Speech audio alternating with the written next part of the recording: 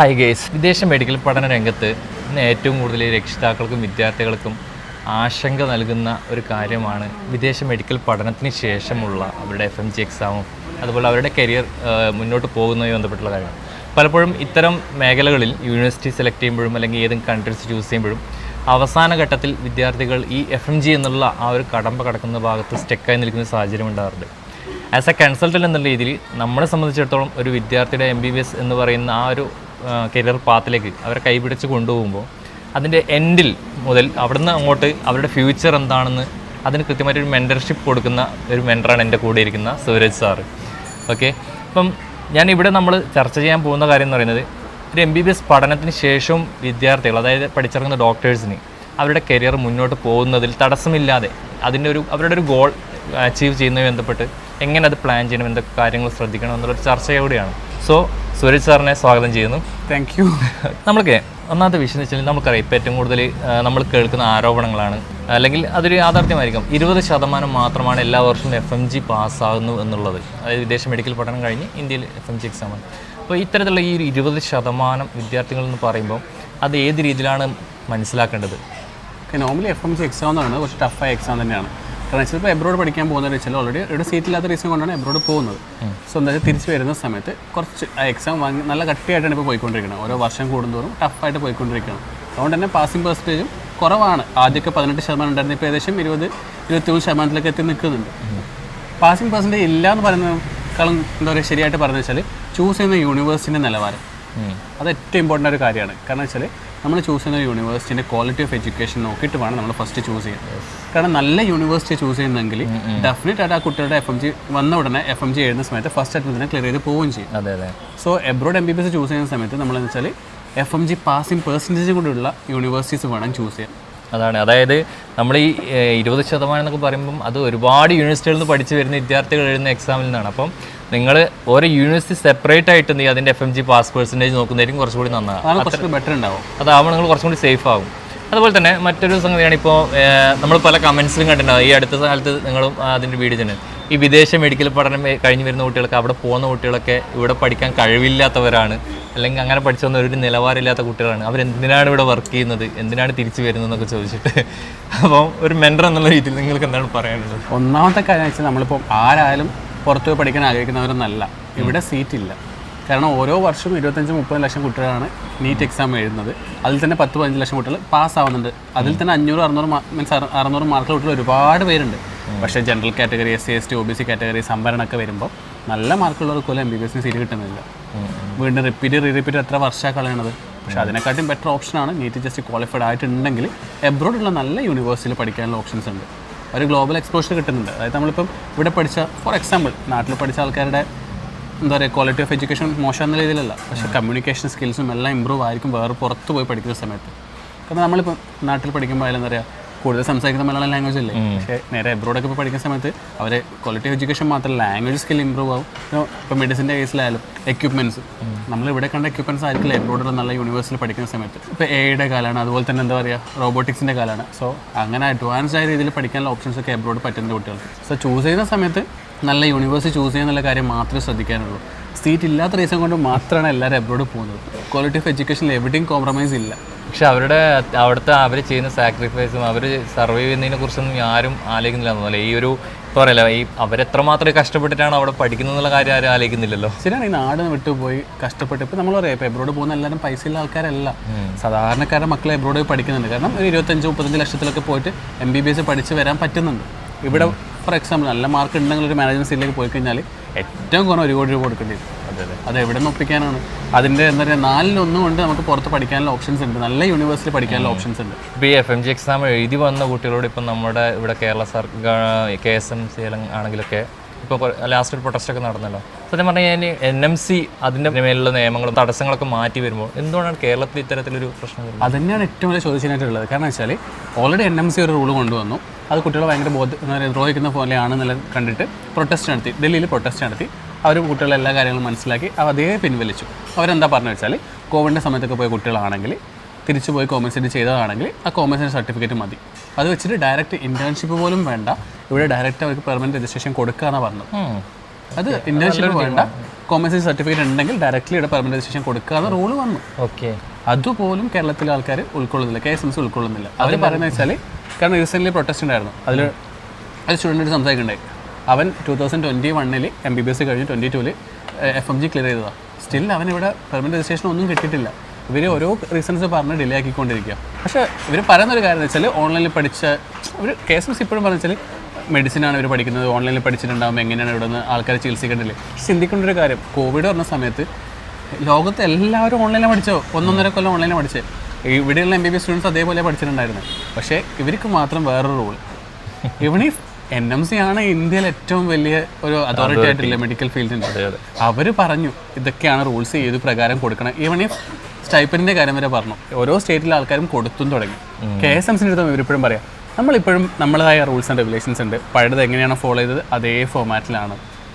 Protest ഉണ്ടാവാനുള്ള കാരണം അതാണ്. കാരണം വെച്ചാൽ കുട്ടികൾ ഇൻറ്റേൺഷിപ്പിന് വേണ്ടി പോകുന്ന സമയത്ത് നോർമലി FMG ക്ലിയർ ചെയ്ത് ഒരു 6 മാസം ഇൻറ്റേൺഷിപ്പൊക്കെ വരുന്നതാണ്.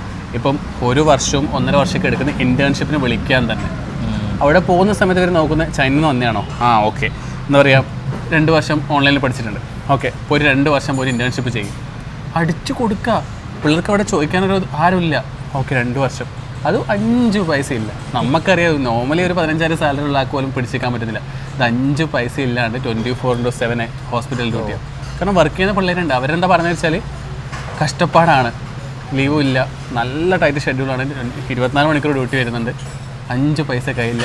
പിള്ളേർ സങ്കടം പറയാം. കാരണം വെച്ചാൽ ഇപ്പോഴും 10, 25, 26 വയസ്സായിട്ടും എന്തെങ്കിലും ഒരു 100 രൂപ 200 രൂപയ്ക്ക് വീട്ടിലേക്ക് വിളിക്കേണ്ട ഒരു സിറ്റുവേഷൻ. ഇവിടെ ഇപ്പോൾ എൻ്റെ കസിൻ ബ്രദേഴ്സ് അങ്ങനെ പഠിച്ചവരുണ്ട്, അവരായാലും വീട്ടിൽ ചോദിക്കാൻ മടിയാണ്. കാരണം ഇത്രയും വയസ്സായി, ഡോക്ടറാണെന്ന് പറയുന്ന നാട്ടിൽ അതാണ് സിറ്റുവേഷൻ വരുന്നത്. അതുകൊണ്ടാണ് സ്റ്റൈപ്പൻഡ് കൊടുക്കണമെന്ന് എന്താ പറയുക NMCൻ്റെ റൂളിലും പറഞ്ഞത്. ഇവൻ കോർട്ട് പോയി കഴിഞ്ഞാലും കോർട്ടിൽ നിന്ന് പറഞ്ഞത് എന്താ പറയുക, ഒരുപാട് സ്റ്റുഡൻസ് കേരളത്തിൽ തന്നെ കോർട്ട് ഓർഡർ എടുത്തിട്ട് ഇൻറ്റേൺഷിപ്പിന് പോയ ആൾക്കാരുണ്ട്. അവർക്കും പറയുന്നത് വെച്ചാൽ എന്താ പറയുക സ്റ്റൈപ്പൻഡ് കൊടുക്കണമെന്നുള്ള ഫോമാറ്റിലാണ് പറയണത്. തമിഴ്നാട്ടിൽ കൊടുത്തു തുടങ്ങി, ബാക്കി എല്ലാ സ്റ്റേറ്റിലും കൊടുത്തു തുടങ്ങി. ഇവിടെ സ്റ്റിൽ ഇപ്പോൾ റീസെൻ്റ്ലി പ്രൊട്ടസ്റ്റ് അവരെന്താണെന്ന് വെച്ചാൽ ഒരു മീറ്റിംഗ് വിളിക്കാം, എന്നിട്ട് നിങ്ങളെ കാര്യങ്ങളൊക്കെ സംസാരിച്ച് നമുക്ക് തീരുമാനം ഉണ്ടാക്കാം. അപ്പോഴേ നമ്മൾ ചോദിച്ചാൽ ഏത് ഡേറ്റ്. ഇവർ ഡെയിലി ഇന്നും ചിലപ്പോൾ ആൾക്കാരോട് ഡയറക്റ്റ് പോയിട്ടുണ്ടാവും, മാറ്റിക്കൊണ്ടിരിക്കുക. ഇപ്പം ഒരു എന്താ പറയുക ഇലക്ഷൻ്റെ ടൈം പറഞ്ഞിട്ട് ഇവർ മാറ്റിക്കൊണ്ടിരിക്കുക. ഓൾറെഡി റൂൾസ് എല്ലാം പറഞ്ഞു, കുട്ടികൾക്ക് ഇൻറ്റേൺഷിപ്പിൻ്റെ കാര്യം എല്ലാം ഓൾറെഡി പറഞ്ഞു, സ്റ്റൈപ്പൻഡിൻ്റെ കാര്യം എല്ലാം പറഞ്ഞ് NMC നോട്ടീസ് ഇറക്കി. ബാക്കി എല്ലാ സ്റ്റേറ്റും ഓരോ സ്റ്റേറ്റ് വൈസിൽ നോട്ടീസ് ഇറക്കിയിട്ടുണ്ട്. KSMCൻ്റെ ഭാഗത്ത് നിന്ന് ഒന്നുമില്ല. എന്താണ് ഇവരെ പ്രശ്നം എന്ന് മനസ്സിലായി. ഇവരെന്താ ഉദ്ദേശിക്കുന്നത്, അതായത് ആരും എബ്രോഡ് പോയി പഠിക്കരുതെന്നാണോ ഉദ്ദേശിക്കുന്നതിൽ അവർ തെളിച്ച് പറയട്ടെ. എബ്രോഡ് പഠിച്ച MBBS ഡോക്ടേഴ്സിൻ്റെ വില ഇല്ലാന്ന് അവർ തെളിച്ച് പറയട്ടെ, നമുക്ക് കാര്യം മനസ്സിലാക്കാൻ പറ്റും.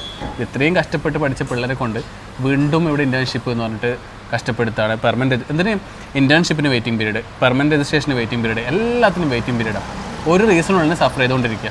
ഇപ്പോൾ അടുത്ത കാലത്തായിട്ട് NMCയുടെ ഒരു സർക്കുലർ വന്നല്ലോ കഴിഞ്ഞ 2-3 ദിവസം മുമ്പ്, ഉസ്ബെക്കിസ്ഥാനിലെ MBBSനെ കുറിച്ച്. അതിന് നിങ്ങളൊരു വീഡിയോ ചെയ്തിട്ടുണ്ടായിരുന്നു. അതിന് മറുപടി ആയിട്ട് ഇപ്പോൾ ഒരുപാട് വീഡിയോസുകളൊക്കെ വന്നിട്ടുണ്ട്. അതായത് വാണിംഗ് ആണ്, അല്ലെങ്കിൽ അത് കൺസേൺ ആണ്, അങ്ങനെയാണെങ്കിൽ ശരിക്കും അതിൽ നിന്ന് എന്താണ് നമ്മൾ മനസ്സിലാക്കേണ്ടത്? അഡ്മിഷൻ എടുക്കാൻ പോകുന്ന വിദ്യാർത്ഥികളാണെങ്കിലും ഒന്നാമത്തെ കാര്യം, NMC ഇങ്ങനൊരു കാര്യം പറയണമെന്നുണ്ടെങ്കിൽ, ഒരു നോട്ടീസായിട്ട് ഇറക്കണമെന്നുണ്ടെങ്കിൽ പ്രോപ്പറായിട്ടുള്ള പ്രൂഫ് ഉള്ളതുകൊണ്ടാണ് അവർ ഇറക്കിയിട്ടുള്ളത്. കൃത്യമായിട്ട് പറഞ്ഞിട്ടുണ്ട്.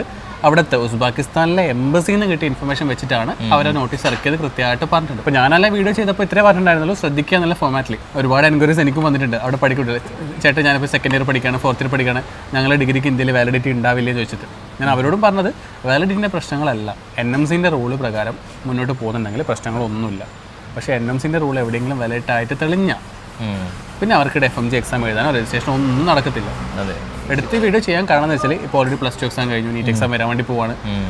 സംടൈം ഇപ്പം തന്നെ എന്താ പറയുക ഉസ്ബെക്കിസ്ഥാനിലെ യൂണിവേഴ്സിറ്റിയിലേക്കൊക്കെ അഡ്മിഷൻ ലെറ്റർ എടുത്ത് വെച്ച ആൾക്കാരുണ്ടാവും.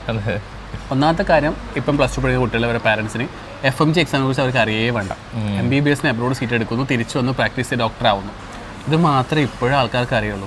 എന്താണ് FMG എന്നുള്ളത് ആർക്കും അറിയത്തില്ല. എനിക്ക് തോന്നുന്നു ആ കുട്ടികളോട് ആരും അതിനെക്കുറിച്ച് പറഞ്ഞു കൊടുക്കുന്നില്ല എന്ന് തോന്നുന്നു അഡ്മിഷൻ എടുക്കുന്ന ടൈമിൽ. ഫോർ എക്സാമ്പിൾ ഒരു സിമ്പിളായിട്ട് പറഞ്ഞു വെച്ചാൽ, നീറ്റ് ക്വാളിഫൈഡ് ആണ്, MBBS പോകാമെന്നുള്ള ഫോമാറ്റിൽ.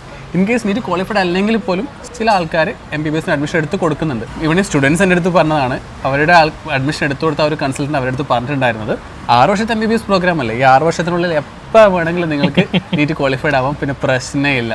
അത് ഞാനും കേട്ടിട്ടുണ്ട്, പലരും അങ്ങനെ പറഞ്ഞിട്ട് കുട്ടികൾ നമ്മോട് സംസാരിക്കും. അപ്പോൾ ഞാൻ പറയും അതിനൊരു ഓപ്ഷനും ഇല്ല. അങ്ങനെ എവിടെയെങ്കിലും NMC പറഞ്ഞിട്ടുണ്ടെങ്കിലും ഓക്കെ. NMC പറഞ്ഞിട്ടുണ്ടായിരുന്നു, വെച്ചാൽ കോവിഡിൻ്റെ സമയത്ത് എക്സാം എഴുതാൻ പറ്റിയില്ല. അപ്പോൾ 1 വർഷത്തെ റിലാക്സേഷൻ എന്നുള്ള ഫോമാറ്റിൽ വന്നിട്ട് 1 വർഷത്തിനുള്ളിൽ എഴുതാതില്ല ഫോം.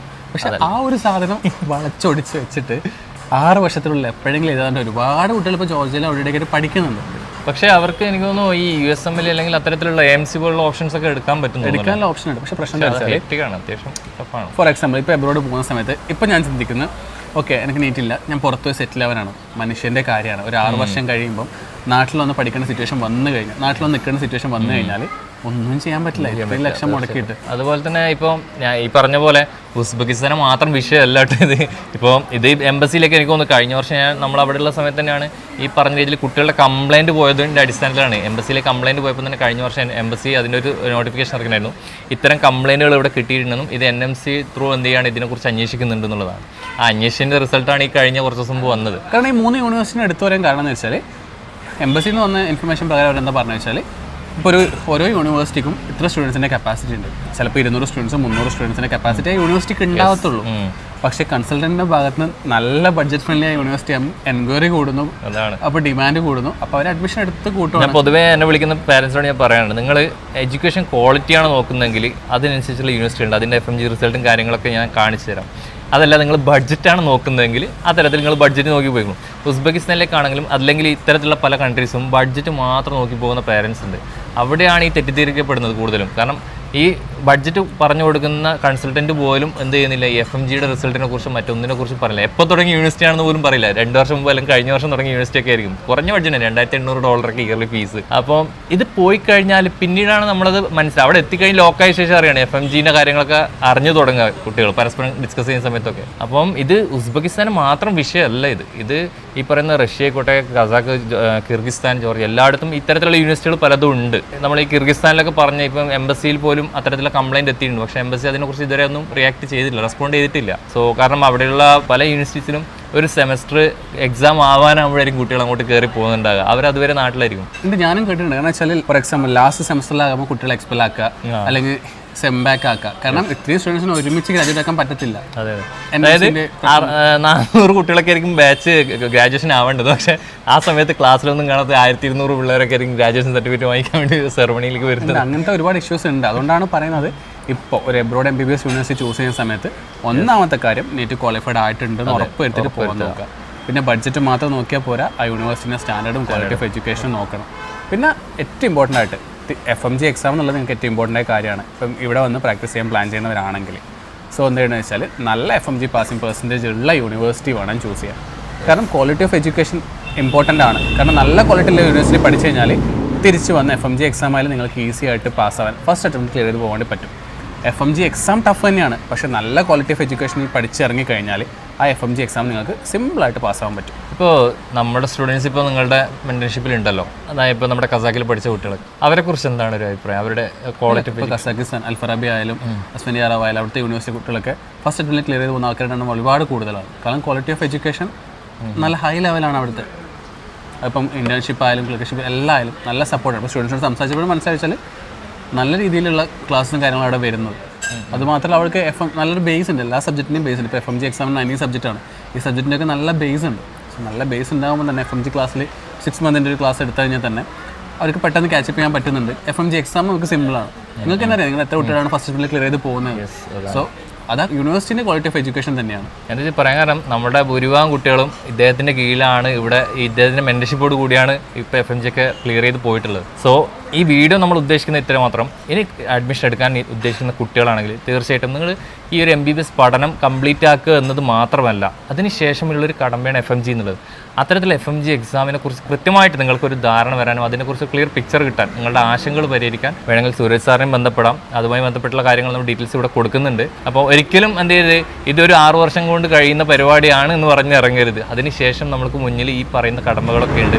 അപ്പോൾ അതൊക്കെ പൂർത്തീകരിക്കാൻ പറ്റുന്ന രീതിയിൽ എന്തൊക്കെ കാര്യങ്ങൾ ശ്രദ്ധിക്കണം, അത് നിർബന്ധമായിട്ടും ഒരു യൂണിവേഴ്സിറ്റി ചൂസ് ചെയ്യുമ്പോൾ മുതൽ അതിൻ്റെ ഫൈനൽ സ്റ്റേജ് വരെയുള്ള കാര്യങ്ങൾ നിങ്ങൾ പഠിച്ചിരിക്കണം. അതിനൊരു പകുതി ഭാഗം മാത്രം കഴിഞ്ഞിട്ട് പോകുന്ന അവസ്ഥയല്ല, പ്രത്യേകിച്ച് ഈ മെഡിക്കൽ ഫീൽഡ് ആകുമ്പോൾ. അപ്പോൾ ഒരു ഡോക്ടറായി നിങ്ങൾ ഇന്ത്യയിൽ വന്ന് പ്രാക്ടീസ് ചെയ്യണമെന്നുണ്ടെങ്കിൽ തീർച്ചയായിട്ടും FMGയുടെ കാര്യത്തിൽ നിർബന്ധമായിട്ട് നിങ്ങൾ ശ്രദ്ധിക്കേണ്ടതുണ്ട്. അത്തരത്തിലുള്ള കാര്യങ്ങൾക്ക് ഈ വീഡിയോ ഉപകാരപ്പെടുന്നു പ്രതീക്ഷിക്കുന്നു.